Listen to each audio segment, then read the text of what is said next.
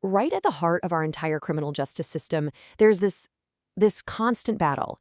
It's a tug of war, really, between two totally different ideas about what justice even is. And this debate, it shapes everything, our laws, our prisons, our whole society. So, what are these two big ideas? I mean, come on. We've all heard this one, right?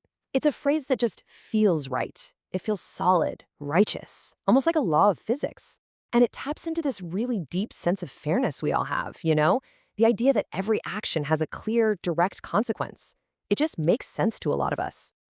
But is it really that simple? Because the thing is, once you peek behind that simple slogan, once you really look at the gears and levers of the actual system, you find something way, way more complicated, a much tougher reality. See, the thing is, our justice system isn't just a machine with one simple job. Nope. It's more like a balancing act, a really tricky one.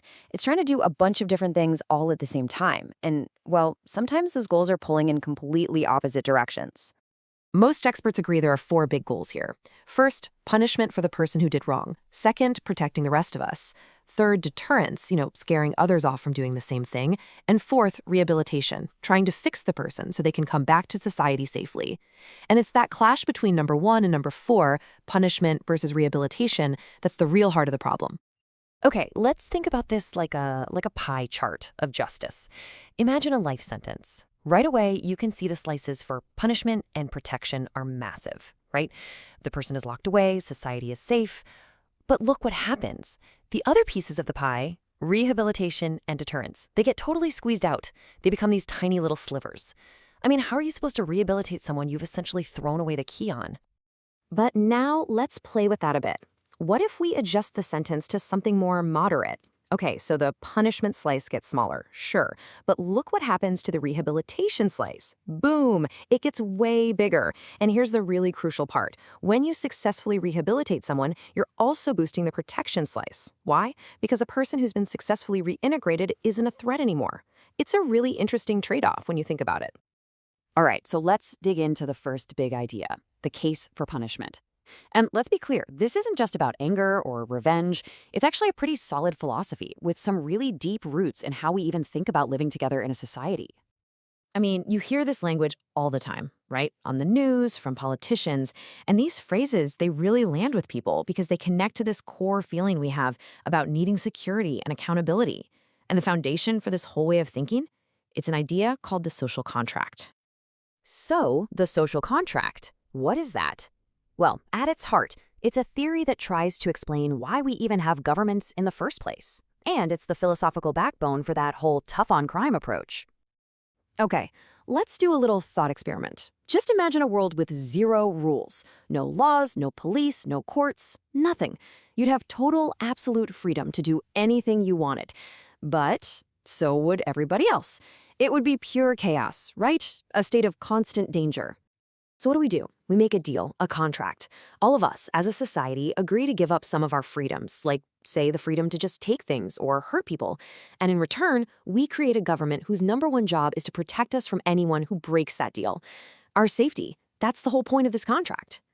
And this quote about drug trafficking, it's a perfect example of how this social contract idea leads to harsh penalties. The argument goes like this. The problem isn't just the harm to one person using drugs.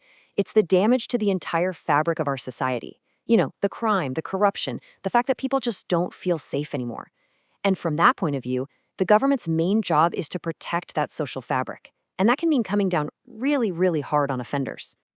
And this idea doesn't stop with major crimes. It extends all the way down to the small stuff. There's this thing called the broken windows theory. It basically says that if we let minor things go, like graffiti or trash everywhere, it sends a signal that nobody's in charge. And that can open the door for much more serious crime. So if you're on the punishment side of things, making people feel safe and orderly is every bit as important as going after the big criminals. Okay, so that's a pretty compelling argument for the punishment philosophy. But what about the flip side? What's the case for rehabilitation? Well, it's not just about, being nice or compassionate. It's actually a super pragmatic argument, one that's based on cold, hard data and what we've seen actually works in the real world. First off, let's just bust a myth. Do we have a system that's soft on crime? Well, let's look at the absolute worst crime, murder. A whopping 96% of murderers go to jail, and the average sentence? Over 18 years. So the data pretty clearly shows that when it comes to the really serious stuff, our system is anything but soft. Okay, now here's a number that should really make you think. In Australia, about 800 people get out of prison every single day. That is a huge number, and it means rehabilitation isn't just some nice idea. It's a critical public safety issue because almost all of these offenders are coming back into our communities. So we all have a stake in making sure they come out better, not worse, than they were when they went in. And you know that common complaint that judges are out of touch with what regular people think? Well, there was this amazing study from Melbourne University that totally flipped that idea on its head. They took regular folks, gave them all the details, all the evidence from real court cases. And you know what happened? On average, the public was more forgiving than the actual judges. It's a huge reminder that when you have all the facts, it looks a lot different than just a scary headline. But maybe the most powerful piece of evidence comes from a real-world experiment that happened right in Australia. You had two states, Victoria, which decided to invest a ton in rehabilitation, and next door, New South Wales, which stuck with a more traditional, tough-on-crime playbook. And the results? They're just staggering. Today, Victoria's prison population per person is half the size of the one in New South Wales. Half!